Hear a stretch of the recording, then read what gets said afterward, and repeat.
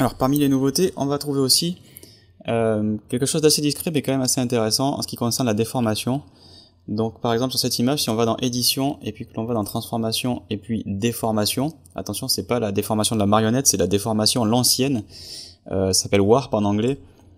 On a maintenant la possibilité d'améliorer la grille. Donc en fait le warp il dispose d'un certain nombre, vous le voyez, de paramètres prédéfinis dans la liste déroulante, mais il y a maintenant une grille que l'on peut personnaliser. Donc on peut mettre par exemple une grille divisée par 3 et on peut ensuite la fractionner.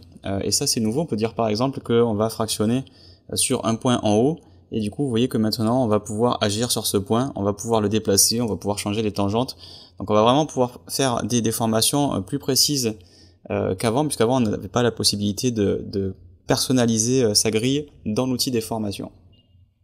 Alors ça va de pair aussi avec ce qu'on a, j'en profite pour vous en reparler, mais maintenant quand on fait CTRL-T pour faire la transformation, on a évidemment le maintien du ratio qui est effectué sur la transformation. Pour ceux que ça trouble un petit peu, on peut toujours aller dans édition, préférences, et on va dans général. Et ça c'est un truc qui a été ajouté un peu après, enfin l'an dernier, voilà, c'était une nouveauté de l'an dernier ça, mais on peut maintenant dire utiliser la transformation manuelle héritée, qui est vraiment l'ancienne version. C'est-à-dire qu'en gros pour faire ça il faut appuyer sur Shift maintenant. Donc c'est une nouveauté qui a été ajoutée entre temps. Ça vous permet de retrouver l'ancien comportement. Donc voilà en ce qui concerne les transformations dans Photoshop CC 2020.